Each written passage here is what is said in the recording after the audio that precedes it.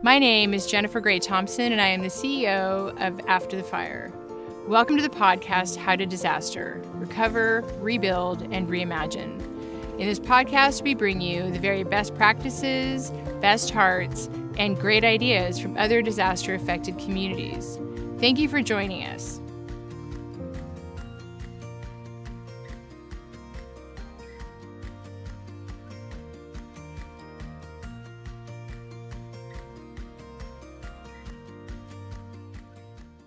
Welcome to the How to Disaster podcast, where we help you recover, rebuild, and reimagine. My name is Jennifer Gray Thompson, and I'm the CEO of After the Fire. On today's episode, I'm happy to welcome Wendy Nystrom, a renowned environmental and pollution risk management expert. Wendy has worked in the environmental industry for over 20 years and hosts Environmental Social Justice, a news series launched by The Guardian on environmentalism and justice through the lens of social, economic, and historical perspectives. Wendy's perspectives are from not only the media side, but also a scientific and social side, and that will be invaluable for our discussion today on disaster. You can find out more about Wendy's group at www.environmentalsocialjustice.com. We have a lot to talk about on today's show, so let's get right into it and welcome Wendy Nystrom to the How to Disaster podcast. So Wendy, I'm really happy to have you on the podcast today, especially because your knowledge base it's just so very different from mine. And what I'm hoping you can do though, is to start us off today, tell us about yourself and your background, and then we'll get into how did you even get into this work in the space of disaster? So first of all, thank you so much for having me. What you're doing with this podcast is extremely important. Sharing information is very important and letting people know what is out there. So thank you for that. Thank you. So my background, I started off as an environmental consultant. So I did my degrees in geology and geochemistry and worked as an environmental consultant where I learned firsthand about pollution, contamination, and how bad it can actually get. And I progressed into environmental and pollution insurance. So that's a very different field. That has to do with contamination at construction sites or releases into the public and how that has to be cleaned up. And a lot of people back then didn't have proper coverage in place, and they would go out of business or lose hundreds of millions of dollars due to cleanup. As time progressed, more people bought the right coverages. And 20 years later, I decided to transition into something new and try something different. And I worked in, I started to study sustainability. So I thought that would be a really easy transition, environmental person, geologist, sustainability, it's all the same. It is a very different world. You learn about systems thinking, you learn about methods, you learn about energy. So I dove in head first, did my certificate at UCLA, got my certificate from the Envision program to be a sustainability professional. And I realized that I had this very unusual background of insurance, climate change, sustainability, pollution, and environmental, plus 20 years worth of experience and seeing it firsthand, not just reading about it or having conversations about it. Dipping into the disaster side, when I was at UCLA, all of the papers I wrote had to do with wildfire and insurance. Because one of the things we see is insurance is having difficulty covering people's properties with the massive amounts of wildfires that we're having. Most people don't understand that insurance companies are for profit. So if they are losing money, they can no longer offer their services and they will leave that marketplace. This has happened in the past where certain companies did leave the state of California. Now, our current commissioner, Ricardo Lara, has passed several, I believe, ordinances or laws saying that if you're an insurance carrier doing business in California, you must renew your policies. You cannot raise your rates by a certain amount. He caps it to keep it reasonable. And from a citizen standpoint, that's fantastic. That is exactly what this not country, but the state needs. Unfortunately for insurance carriers, it's not possible in the long term. So if you're constantly paying out losses and losing money, eventually you'll go bankrupt. I mean, that's just how it works. I'm going to put a pin in that before you go Sure. on, because I'm thinking about our audience, and they're often people who've just experienced disaster, or they are disaster professionals. And a couple of questions that are going to come up right away are, we actually see, the first thing is we see a ton of people being dropped from their insurance. And Yes. so that is, so while it's great for the consumer, it also means people are exiting the market, which is, problematic. Can you speak to that? And also, can you explain to our audience the role of reinsurance? Sure. So when people are getting dropped from their insurance policies, again, the commissioner can only do so much by telling insurance carriers they're forced to renew, they are required to renew. That can only go on for so long. And there are people that cannot get proper insurance. And, that's when you can go to the FAIR plan. I don't know if people are all that familiar with the California FAIR plan. I am, but you can go ahead and explain it, because I'm actually going to do a podcast on Thursday with a homeowner who's not been able to rebuild under the FAIR plan, and that was his insurance before. Okay, so yeah, so I'm glad you actually brought that up, because the insider joke is the FAIR plan isn't fair, and it's very high premium and very limited coverage, because it is the last option available for people who want to get wildfire coverage. And from what I've read, and I fully admit I could be wrong, I could have misread things, there's only so much information out there. But what I've read and learned is the FAIR plan was originally created for people who live in cities who couldn't get proper insurance. So all of a sudden that translates into the what they call the WUI, the wildland urban interface, where you have a much, much higher risk exposure for fire than you would in a city. I mean, that's just kind of, obvious. So now you have all of these consumers buying their insurance through the FAIR plan. It was never designed to really cover that. And then they're calling in those claims.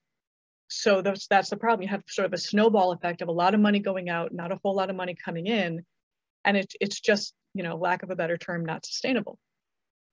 And insurance carriers, going back to the regular insurance carriers, that's also not sustainable, meaning if you're not bringing in enough premium to keep your company afloat, you have to leave the marketplace.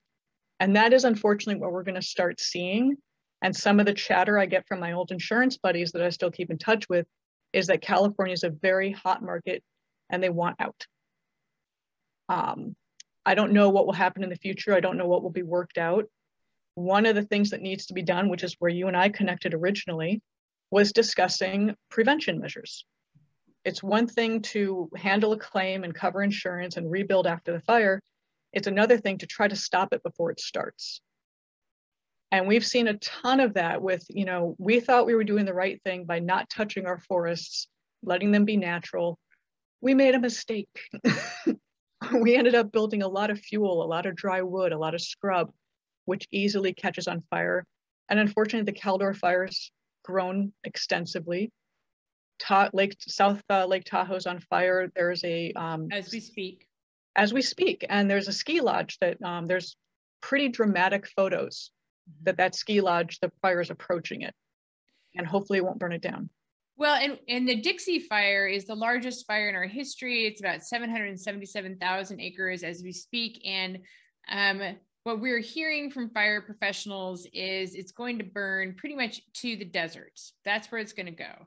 And because there is fuel between where it is now and all the way into the desert, and that's when the fuel will tap out. And so until it doesn't have fuel, even though yesterday we were about 45% contained, it's just a massive, massive fire. So, and at the same time, we have Caldor. And I'm actually glad that you brought up, I've seen, people want to make everything political. And I've seen people who will go on social media and then they're like, oh, well, Newsom is, and they can never spell Newsom. Not sure why. They always have to add an E. It's his fault. And I'm like, but he's only been governor for a minute. So that's not even possible. Yeah. Not that I'm advocating for him, because that's not what I'm saying. I'm just saying, like, where should when people want to talk about where the fault lies, some people want to venerate and say, oh, the logging industry was so amazing and they should just come back and take control of our wildlands because they did it right. And in fact, they did it very, very wrong. And then the issue is that environmentalists came in and they said, well, you're doing that very, very wrong. So you can't do that industry anymore. We're going to lock up the forest because the forests know how to behave. And everyone seems to have forgotten that the forests were, as our board member quoted Muir, what did she say? She said, when John Muir walked into the West, he thought that he was seeing the wildlands, but instead it was a tended garden. So that means we all have a role and a responsibility. So I'm just glad that you called in the reality of the situation, which is we all have faults and we all have responsibility. And, it's all moderation. There is no one's fault. There is no right answer. There is moderation and just finding a healthy balance, which the indigenous peoples of California had that balance, and we messed it up. I'm sorry. Amen, sister. Yeah, they had it down. They knew what to do. They had the controlled burns, and that's how they handled it. So we have to kind of think back to what worked and stop thinking, oh, we're going to do it better. We didn't. We kind of messed it up. Yeah, in fact, we always advocate for centralizing indigenous voices and practices as opposed to inviting them to the table. I want to sit at their table. I don't want to invite them to my table, so yeah. I very much agree with you on that. Yeah, they had it all figured out, and we came in and said we can do it better. We messed it up a bit, so now we need to kind of come back and say, may we please join your table and learn how to live alongside wildfire. Like that has to be part of our plan. Our plan cannot be we will suppress all wildfire. And to bring us all the way back around to insurance companies too can do things to embrace the idea that we can live alongside wildfire if we change how we build, and we build more resilient, and we manage the forest in a way that's ecologically sound and restores balance. It's interesting. So circling back to insurance, my little world, if you think back to all of the fires we had at the turn of the century, 1900s, and, San Francisco burned down, other cities burned down. And so the insurance companies went to the cities and said, hey, we need to figure something out because everything's made of wood. Everything is highly flammable. So we're going to see this continuing over and over again. So we need to fix it. Hence, therefore, we created the fire departments. Fire plugs were installed. Homes were made out of non-combustible materials and actually advertised as, fire resistant. Or I think they actually called it fireproof back then, but nothing's truly fireproof. Okay. So they worked with municipalities, said, we need to figure this out together. We need to revisit that conversation now. We're in a new world. We're in a new idea. We have much worse wildfires due to extreme heat and drought and everything that climate change has caused.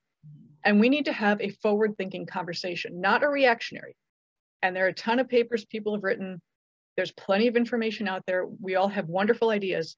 We need to take action. Yeah. We're in the time of action right now. And I cannot stress that enough, that if I see another paper saying this is what we should do, I'm like, awesome. Can you please execute? Yeah. Yeah. It should be more like a war effort and less like a planning for war efforts. Like that's the level of the crisis with climate change generally. Yeah. But, I was watching the floods yesterday in Louisiana. So as we're speaking, we're also seeing floods, unprecedented in parts of Louisiana. And I thought, at least with wildfire, there is a way to actually manage the forest so that they are not and there's a way to build, there's things that we can do that would make a big difference. In a way, we almost have more control over how to deal with forest treatments in the American West and how we build than they do, and how to deal with floods and wind and rain events in the East Coast. So can you talk about that a little bit, sort of that nexus of climate change? I mean, climate change is what's causing all of our problems. So, just for the general public to understand, we emitted a bunch of pollutants into the atmosphere that traps heat. The extreme heat we're now facing is causing the change in our climate. Extreme heat is leading to drought, which is leading to the wildfires, extreme storms. Here's something interesting, and I cannot prove this and I cannot find this, but when I was a college student at Boston University, my geochemistry professor had a graduate student write a paper that talked about global warming and the increase in severe storms. And I thought, that's interesting. This is mid-90s. Yeah. And I'm like, well, that's an interesting topic. Never occurred to me, wow, this could actually happen. This is exactly what's happening. So whoever wrote this paper, that I have no idea where it went, it was a woman. She was on top of it. She saw this connection 30 years ago, and we're now only paying attention to it. So everything's a chain reaction. Everything's related. And one of the things that I have said for the past 3 years, and I'm going to say it again, because hopefully someone will actually do it.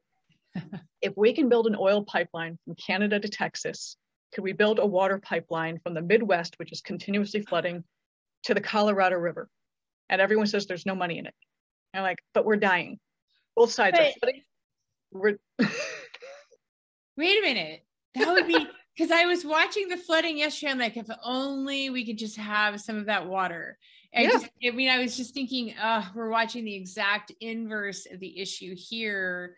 And oil is not sustainable whatsoever, but water is the most complicated, expensive, interesting thing you can ever deal with, which is why I am very respectful of what I don't know about water.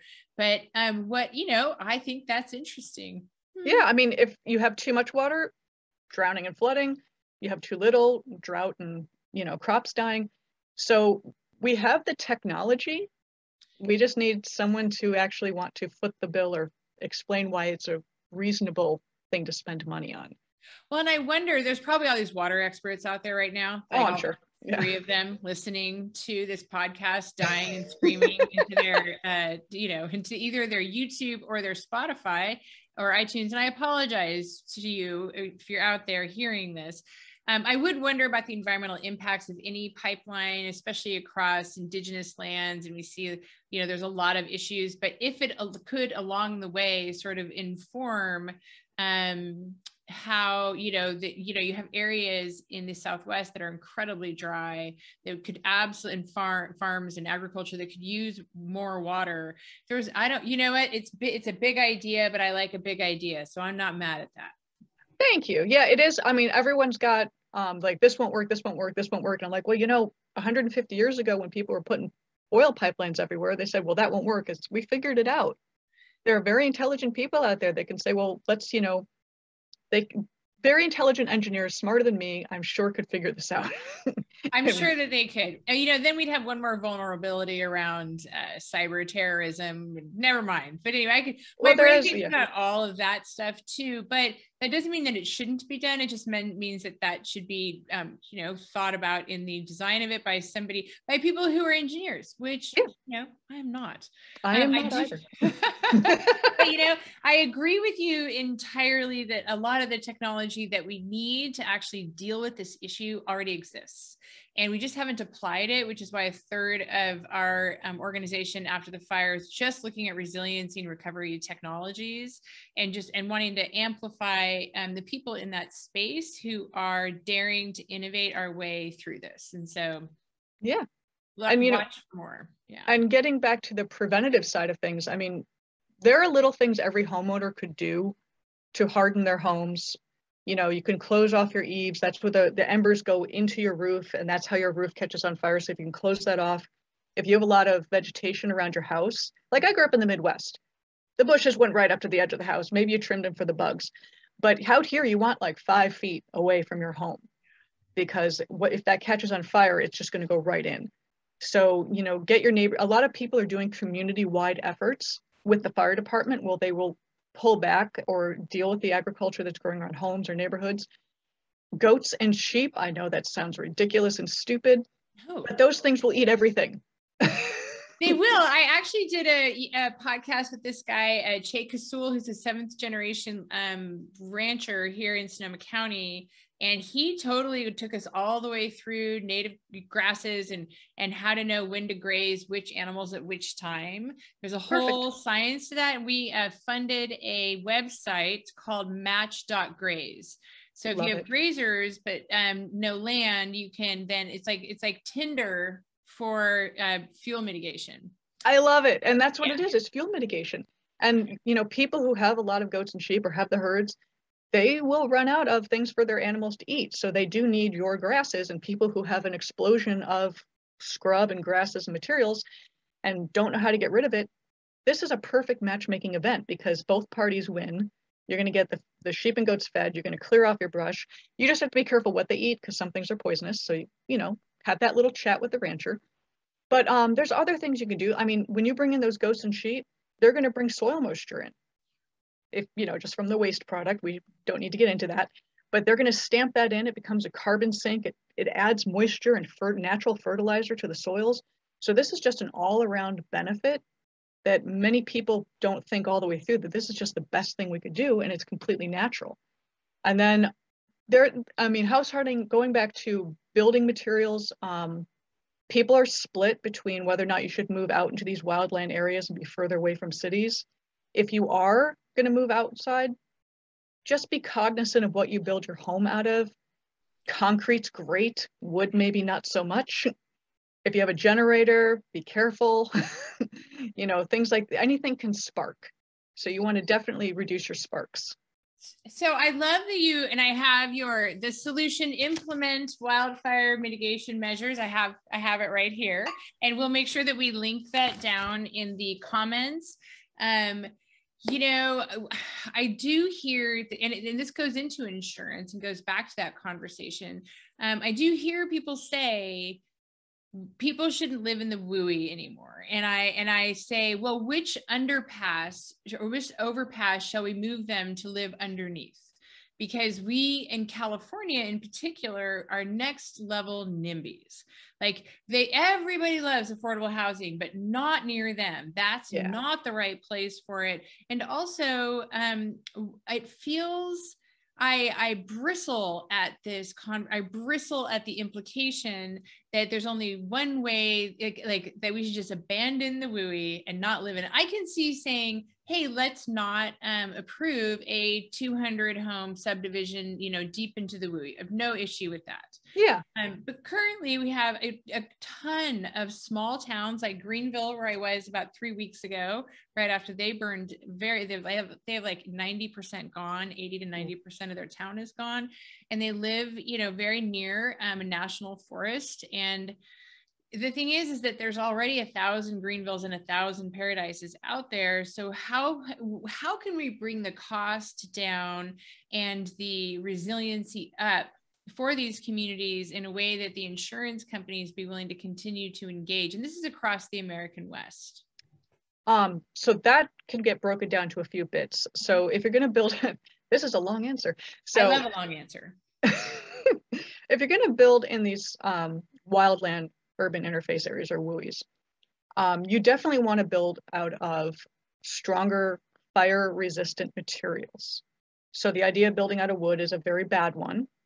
3D modeled houses, modular homes, even container homes are becoming very popular, and some of them can be beautiful. I've seen some great designs from container homes or 3D homes, 3D printed homes, and that's all fire resistant. And you get the proper engineers, again, praising engineers, get the proper engineers in there, and they will actually orientate the house to maximize the heating and cooling without the use of AC or extra electricity. Very brilliant people. So once you get that established, and then you clear out your vegetation and you do all of your protective measures, insurance companies are still going to be careful. There are a lot of newer companies coming out there that are kind of cherry picking their best fits. So definitely get your broker to expand beyond, not just the retail insurance companies, but the wholesale insurance companies, which is a different product. But one thing I've been talking about for the past probably 3 years now is for municipalities or agencies or somebody to create a captive insurance policy. And a captive insurance policy, for the simplistic way to explain it, is like self-insurance. It is not self-insurance, but for the discussion we're having right here, right now, it's a self-contained insurance policy that's, in my role, is funded by the municipality. There is funding out there for wildfire resilience, wildfire prevention, wildfire response. So you fund it through there, not necessarily taxpayers, not necessarily homeowners paying into it, but this self-funded captive is where you pay into it, but then you also, the losses come out of it. And what triggers it is something called parametrics. Now, parametrics have been a top discussion for probably 4 or 5 years now. And it was primarily, the first time I ever heard of it was in Quintana Roo in Cancun. They insured a coral reef against hurricanes. And I thought, why would you ever insure a coral reef against a hurricane? This makes perfect sense. Cancun is entirely dependent on their tourism. So if that coral reef gets destroyed, the beach will go away. The storm surges will just scrape it away, your tourism dies. So what do? They protect that coral reef, and the parametric trigger is the level of hurricane. So a level 1 hurricane, category 1, will give you X amount of dollars. A level 2 will bring in Y amount of dollars. level 3, Z, and so on. So there's no discussion, there's no argument about how much you get paid, there's no lawyers involved, there's no discussion of what, is how much is your beach worth? Doesn't matter. You get a level 1 category, here's the amount of money you get. So who's the who that pays into it? Sorry, I just got lost right there. Yeah, in the Katana Roo example, it was originally paid for by the government and I believe the hotel hospitality industry, with the understanding that when they renewed, the hospitality industry would renew and cover that payment. Now, COVID hit right when they were renewing. So the entire hospitality industry suffered. So I'm not sure if hospitality paid the full premium on that one or if it was, again, a split with the government. But it was a way to figure out a problem proactively that would address it simplistically. I mean, again, the captive having parametric triggers is the simplest way that you can do a policy. Not everybody agrees with that, and it's definitely a discussion to have. But I think the sooner we have those discussions, the faster we will solve our problems, specifically with wildfire. If we, I was speaking to a woman recently, I'm so sorry, I'm forgetting her name, brilliant woman, but she's like, we need to start naming our wildfires. So you know how we have the hurricanes that just hit, we had Ida, name your wildfire. Well, and that was Kathy Boffman-McLeod. Thank you. Oh, so I saw that same idea on LinkedIn with a colleague, Lori Schumann, who is the head of disaster for Enterprise Community Partners. Most of her experience is in wind and rain. And she said, why don't we name these sort of heat waves? Because they have such horrific effects. And then you get little fires like the Cache Fire that we were in last week in Lake County that has 56 mobile homes for people who are vulnerable, 55 and over.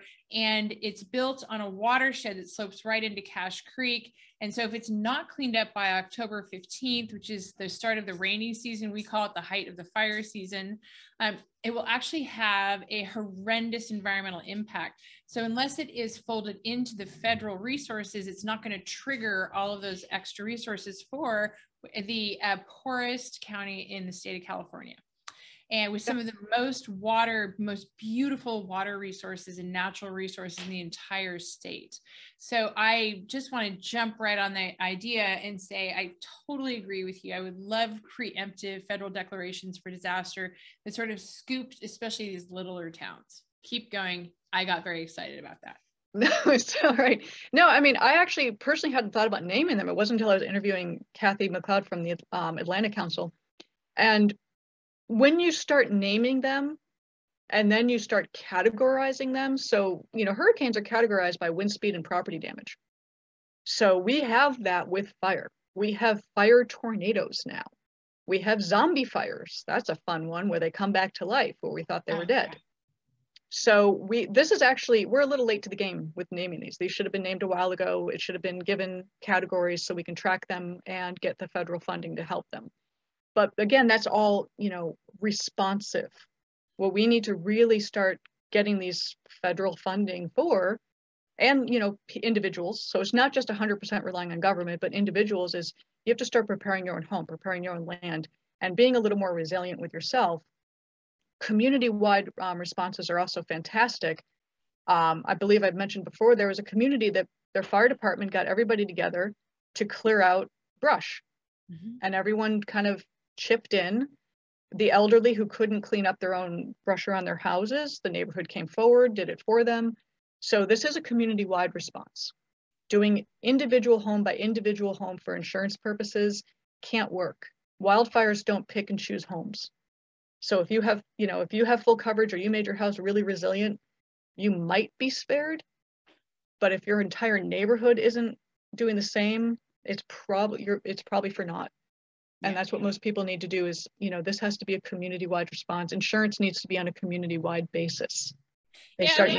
See them even start to help fund fund this, or if your neighborhood, maybe they, so they're Firewise communities. And because we keep continuously are sort of an epicenter for also burning down right here. We've had 4 mega fires, including 2017. So we've not been spared except for this year so far. Yeah.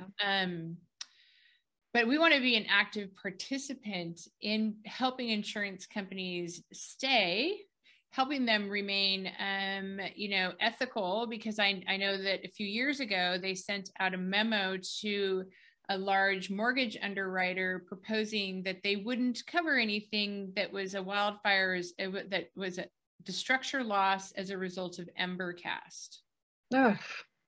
Yeah, that was my. That just gets it off. I was like, ew, that's just ew. That's not okay. That's not okay. But if we have to provide, we can partner we can partner on making this better. So talk to us now about the group that you formed and what you want to do with the group and where people can find out more information. So but let's start with the group that you formed in order to proactively address some of these concerns. So I helped organize a group. We call ourselves the Wildfire Fund, just for, we're just a loosely organized, we are not a 501c3, we're not a business. We are 5 volunteers, soon to be 6. We met through another group that was a bit more disorganized and, couldn't come to a conclusion. So we all kind of found each other, the ones who were really passionate about this and that really wanted to focus on the preventive measures. And we kind of pulled ourselves aside and started formulating our own ideas, where I reached out to you. And we are an organization we have a data engineer guy, we have a finance ESG guy, me, the insurance person. We have a person who focuses on housing issues, and just with these preventive measures. So it started off with the idea of the sheep and the goats, right? Grazing, removing the scrub brush. And then, the engineering guys said, well, what about IoT? And I'm like, IoT, how does that play into it? And they said, Internet of Things, where you put cameras deep in the woods where it's all satellite. And this way you could see if there's a fire, where it could detect it where there's no human beings yet. So you stop it before it gets out of control. And I thought, well, that sounds expensive. Apparently it's not. It's not. Apparently putting cameras everywhere is not that expensive, and drones. I'm going to send you a guy. I'm not going to say the name of the company because we don't endorse private companies. But he contacted me about maybe 3 or 4 weeks ago and showed me their product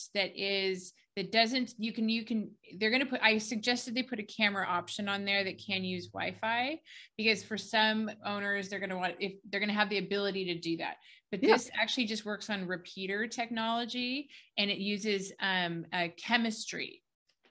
Interesting. It has to have a certain amount of potassium, and then it can detect, and then you put a network of them up, and their goal anyway, is to make sure that they normalize the use of these in neighborhoods and homes, especially deep in the WUI, to do early fire detection, especially under the canopy where you often don't see it, depending upon the type of forest that you have. And I should make that side note that we're very aware that chaparral is not the same as a redwood forest and that everything needs a different treatment.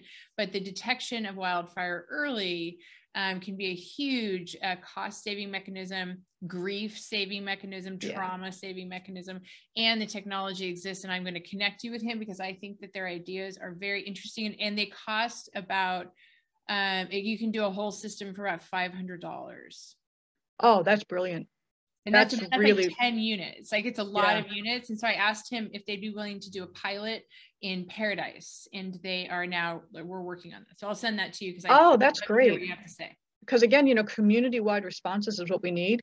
And other people have drones. And what I like about the drone side of thing is you can do infrared scanning, where you can see through the canopy, you can see the hot spots. And I mentioned, zombie fires before.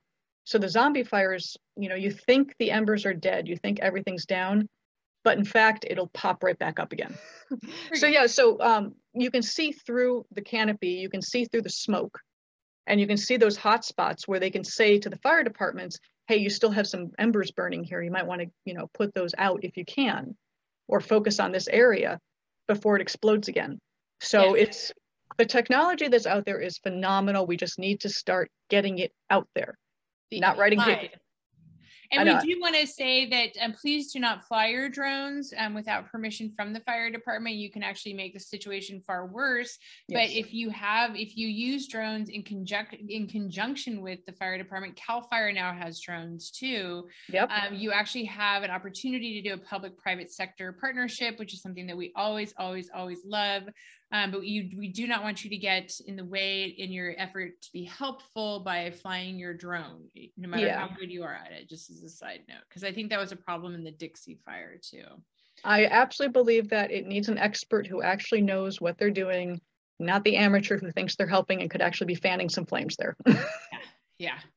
So what would you like to do? So I interrupted you because I was very excited, and I apologize for that. Okay. So you have the tech expert. And so when you all meet, are you looking to do advocacy? Are you looking to do sort of ignition, for lack of a better term, ignition of will and action? Or what are your goals? So primarily we're talking to quite a few. I mean, so you and I have discussed this. When wildfires became popular, for lack of a better term, everyone and their brother dove into this space. Everyone's like, I've got the technology. I can do this. I can give you data. I can do mapping. Well, everyone created their own 501c3 or their LLC to make money. They all wanted to just, how much can I profit off of this? My group that we're all part of, we're not like that. We are not here to profit off of someone's disaster. We are here to help. We are here, we're working with 501c3s, we're working with LLCs, private businesses, municipalities, simply saying we have a group of skills. We have a knowledge base. My background being insurance communication side of things. We're here to help and partner and be part of it. We can help with grant writing. We can help get the funding in as long as we can use it for what we want to work on. But we never formed that 501c3 simply because it made no sense to have yet another entity fighting for the same pot of money. I think we need more collaboration, more people consolidating together. You and I have met some brilliant people, exceptionally brilliant people, and we are all bringing each other together. And we're gonna fail if we don't. If everyone tries to compete, and if everyone says, well, I've got my profit plan here or my business plan there, it's not going to work. And I know some people that are trying to get insurance companies just to pay for it. It's like the insurance companies are not charitable organizations. They want to help. They want this problem to go away as well. They want fires to go away, but they can't fix it for us. Again, it has to be a collaboration of several people together to resolve this. And I cannot stress that enough. I totally agree. And I appreciate that. It's been interesting because we were formed in response to our massive wildfire, mega fire disaster in October of 2017. And we thought, oh, we'll do this for 5 years and this is how long it will take for us to really get on the road to rebuilding. And the problem is too large for our existing nonprofit world and our public sector to actually attend. And we want to do our part. We had no idea what would end up happening, like 13 months later with the Woolsey Fire and the Camp Fire, even a month later with the Thomas Fire after our fire. We had no clue of sort of the apocalyptic future that was ahead of us. And I say that, and I remain an optimist, but I'm also a realist. Yes. And like, there's no looking away from it at this point. There is like magical thinking, understandable, but not allowed. And if we don't all sort of get in the bus together, I agree we're going to fail. And our goal with After the Fire is to set a tone of ethics and intention. And we're very interested, because people are rushing into this space, we end up having a lot of meetings with them. And one of the things that we try to really stress is that we're here to collaborate with you. Really, our big superpower at this point is that we know how to collaborate and we know how to partner, and we know how to do it respectfully. And and we don't do any individual assistance. We do leadership. Really, we're like a leadership academy for people who want to be in this space, but we are sort of like rushing out there trying to get people to see that, well, we're so glad you're here. Would you please learn how to do it in a way that serves the fire affected community in a way that is non-parasitic and non-predatory? Because if we see you out there being either of those things, we are going to whistle blow on you, and we've done it. Good, because unfortunately I have met quite a few characters where they're 100% for profit. They want to sell maps or data or info. And it's like, I understand wanting to make money. Who doesn't, right? But not off of these disasters, not off people losing their homes, losing their communities, losing their families. As you said, parasitic, I really don't have much tolerance for that. And we expect the private sector to enter into this space, like they've always been in it, and especially in, flood control. We don't care if, actually, I personally don't even care if people make a profit, but becoming like a Gigi, we'll just leave that in, Ling. Gigi's got my dogs are not helping me out in the podcast today. We understand that there's going to be a disaster industrial complex. We want to minimize that as much as possible. And certainly if you've lived in a disaster area, you definitely have seen, like, you've come out from shopping and had attorneys flyers on your cars where the attorneys are getting quite a lot of money out of this. And the people who are actually that they're representing are not. We're not saying don't get an attorney. We're saying choose your attorney wisely. There's a very famous attorney where a movie was even created about her, and I will not say her name, who I thought was really cool before I experienced living in a disaster zone. And I have a very, very, very different opinion about her. There are, even sometimes there are snakes disguised as angels, and you have to watch out for them as well. I was really happy to see the local sheriff in I think it was St. John's Parish this morning in Louisiana, like, call out specifically contractors and say, and there are wonderful contractors out there who do amazing work. And then there's the contractors who rush in and they say, I'm going to fix it. It's going to be way under that cost. You should just, I'll get you, even though legally you can't give me more than $1,000 in this state anyway. If you give me $100,000, I'll make sure that you'll be done and back in your home in a year. And they'll bring the cost of rebuilding down. And it's all, pardon my language, if your children are in the car, bullshit. And they will defraud you. And it's a very common, or they overestimate what they're actually able to do. They're commercial builders. So then they're like, well, we'll just rush into home building when they're just not the same thing. So that's, and people are also distraught. You are at the hardest crux in your life and you think someone's coming to help you. And these are when people should be coming to help. And unfortunately, there are just some people out there who are not. And that is a tragedy that happens frequently, unfortunately. But groups like your group, you're out there saving them from those guys. Well, we're trying to make sure that they know that for most of the mortgage lenders in this country, if you experience a disaster, especially if it's federally declared, you don't have to pay your mortgage for the next year. And that includes landlords. So, you can say, I'm going to defer. If I have a 30-year fixed and I'm in year, say 13, I can move that 13th or 14th year onto the very end of my mortgage without any fees. And there are ways to do that. And that gives you, what you really want to give people who've undergone a great trauma and disasters, you want to give them a minute. Yes. That they can process the trauma. And a minute is at minimum 1 year. Yeah. It takes at least that long to even begin to get through how painful it is, and the amount of trauma and loss is something that you will have to contend with probably for many, many, many, many years. But it gives you that first year so that your chances of being defrauded go down precipitously if you know your rights and if you know what's available to you. And I'm glad that you do explain that to people, that they can hold off their mortgage payments for an entire year, because that does give you a pause. That's the most important thing, is taking that pause, because what most people who have never been through a fire, I've never personally been through one, but when someone's house gets burned or a tornado or a hurricane, you lose absolutely everything. You walk out, if you're lucky enough to have packed a couple bags, maybe grab some personal mementos, great. A lot of people run, and you literally have nothing but the clothing you're wearing and whatever you happen to have in the car. Especially with wildfires, though.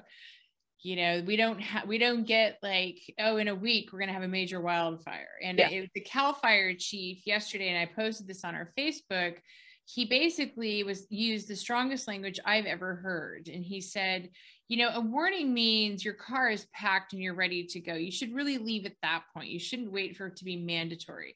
And then he said, at some point, every acre of California is going to burn. So we all have to be ready. And I was not mad at that, because it's, No. I don't want that to be true, but I really liked his message was sort of, was very clear. You know, and people need to hear that, because they always think it's not going to happen to me. I'm safe where I am. I'm in a city, or I'm in a densely populated area. We had the Woolsey Fire 4 years ago, the 405 near where I live, which I believe was, what was that, Pacific Palisades area, I think. The hillside was on fire. We thought the Getty Museum was going to burn. Mm-hmm. And it had never gotten that close before, at least not that I knew of. So people don't realize it actually can happen. It's unlikely. It's not as likely as if you're in a wooded area. But the heat that we are getting, the extreme drought we are getting, the overgrowth of scrub brush that we are getting, our chaparral or trees or forests, all of that is a chain reaction to each other. And we need to prepare and start planning how to address it before dealing with how to recover from it. Yes, I do think we have a long decade minimum, or 20 years of doing, like, we're going to be responding to these mega fires like the Woolsey Fire. You're actually coming up on your 3rd anniversary on November 8th. Yes. I keep all the fires in my brain. And I only remember that too because, well, I helped with that one, but also because it's the same exact day as the Camp Fire. So two devastating events, but often Woolsey Fire is forgotten because it was smaller, and because a lot of people who were affected, but not all, like the Woolsey Fire person that I'm going to speak to for the next podcast, who has not been able to yet rebuild under the FAIR plan, just bringing that all the way back around to insurance. But think of, they get lost. So in one after the other, after the other, after the other. And we have at least 10 to 20 years, we're going to be responding to these mega fires. We're going to be innovating and applying existing technologies, like you said. And at the same time, mitigating, we got to mitigate. And at least we have somewhat of a path forward, which is the first time I thought this, because looking at the wind and rain events, I was like, well, how do you keep the ocean away?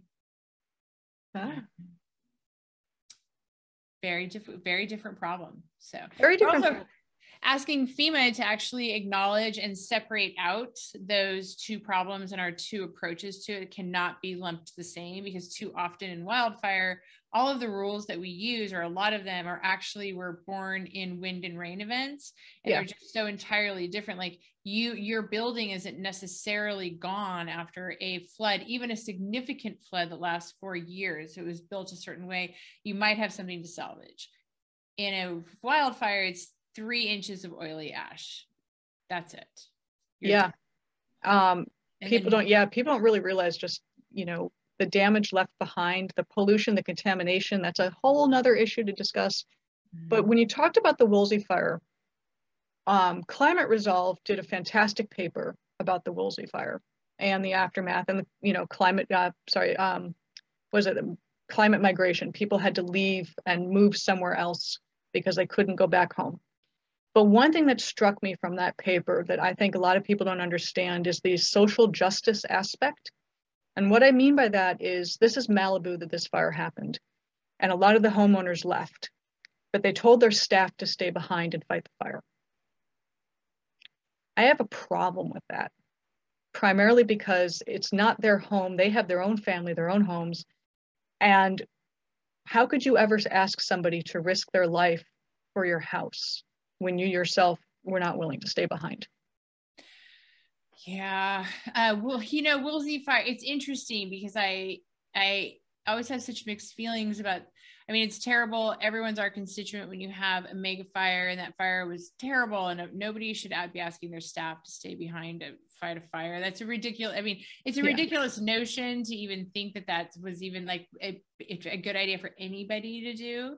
Yeah. I think one of the things that got lost in that fire, it highlighted a couple of different things for us. One of them is that, they have teachers who lived in Malibu in apartments, or had, Malibu wasn't all one constituency. It wasn't all the Kardashians. And people don't always really understand that there was some degree, not a huge amount of variety, but an artist community. Oh, huge. Yeah. Who lost their entire collection of their original art, things that were not replaceable. They lost some people from their teachers community there. And you have then that loss of jobs too. The other two interesting things that happened are they lost 2 mobile home parks. One was Seminole Springs, which is right across the street from Gary Jones' house. That's who I'm interviewing next. He's also my second cousin, full disclosure. And he was, he's in his 70s, he's my mom's cousin, and he had been through many wildfires in Malibu Canyon on Mulholland and had never even bothered to evacuate. And then this one moved just so much faster. And that's something that the CAL FIRE chief said too yesterday was, even with the unprecedented fire behavior we've been seeing, the current fire behavior is unprecedented on top of unprecedented. Like they've never actually seen this kind of fire behavior before. The other thing is like Seminole Springs was, about half of their units burned, and they are co-op. And so rebuilding that is incredibly complex, because then you're asking people whose homes didn't burn to then help underwrite the cost in some ways of those who did. And that's been a stymie for them. So I'm going to check in on them. But there were people who were without means. And the second thing that it highlighted for us was the issue of communication failures in disasters. Yes. Massive. And you see this like listening to them in Louisiana this morning, and they don't have communications, and we've not built enough resilience, and it's not been really required either into our communication systems. So it's not just like the people who are home, whether or not they can use first responders. How are they going to do it? FEMA's figured it out. They send people out with iPads. They can do it all. And then when they go back to their office, it will batch upload. There are ways to do this, but why not have a really a deployable, innovative, because all the technology exists, communication system that can be deployed in different types of disasters that is resilient under different weather conditions. Because in Malibu, what happened is the entire city was on internet and cellular network and no landlines. So here comes the fire, and Reva Feldman, the city manager, had to run the city from the lifeguard station. Because there was a landline. Because there's a landline there. And then the LA Times the next day, LA Times, New York Times has a photo of all these mutual responders in their fire trucks on Zuma Beach. And the constituents in Malibu were like, what? Why weren't you going up into the canyon to save our homes? And the reason why is because you cannot send people from other agencies who cannot communicate with each other, or they will not be safe. And because there were no communication systems that were resilient. And that's my very long treatise on the Woolsey Fire. I know, I love the fact you brought up the communication, because you and I had that discussion about a year ago. And with everything happening in Louisiana, it hit me. I thought, I bet all of their communication lines went down again, because we are dependent on Wi-Fi, cellular. So again, engineers out there, the big smart guys with the big brains and women, please, satellites, maybe direct, we used to have satellite phones. I remember those big honking things back in the 90s. Bring that back. And everyone, I have two-way radios. You can do a family network that goes across 30 miles and different geographies. And you can, if you have the means to invest in it, they were about $50 each. And we have a set of 8 or 10 or something. So there are really analog solutions, but also a lot of the technology that we don't deploy here in the United States is used overseas by the United States in a totally different structure for disaster response in other countries. We have this technology because Lord knows we've been to war a lot. A lot of those technologies are can be applied, and I think they will be applied. I don't think that this is going to revolutionize the disaster industry, but it's time, quite frankly. Yeah, we need to start thinking outside of our "this will never happen to me" box. Well, I always think it's going to happen to me. Yeah. I'm all the time like, I don't even want to paint that wall because it's just going to burn down. Like, that's the coping mechanism for my job. It's true. It's not pretty. I know. I'm a catastrophist and an optimist at the same time. So that's a dichotomy right there. I know. It makes me complicated. It's true. That's what I like about you. You think of the complicated things. Well, you know, I like to say I like to stare down the abyss. See what stares back. Yeah. So Wendy, I really enjoy you, and I just like, you know, I love that your brain is in this field and that you are really diving deep into, you know, ideas like the captive insurance model, which may not work everywhere, but may work in some instances. Like there's rarely anything that's a catch-all or will fix all. I don't think you're saying that, but it could be one solution for a certain number of people, but it has to be differentiated from the FAIR Act. Obviously, the flood insurance is a consistently overdrawn program at the federal government and is not sustainable, and hasn't been actually since it was invented. But I think that there are other solutions, and unless we continue to, you know, be very open to them, then we're never going to get to the other side. And I appreciate your efforts and being your colleague. And thank you for being on the podcast. Well, thank you. And good thing you brought up flood, because one of the things we're talking about is doing fire and flood under the same program, because where you have a fire, you're probably not going to have a flood.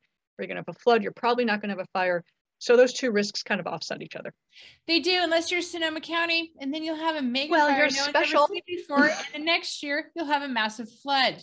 And that's the only year that you won't have a mega fire. But you know what?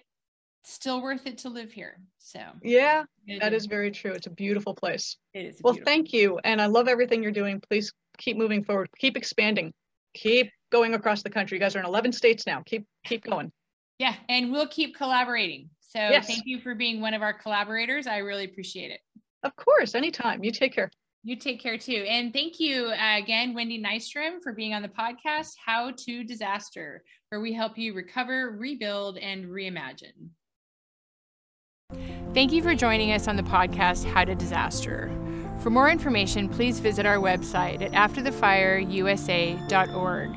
And if you liked this video, please hit subscribe.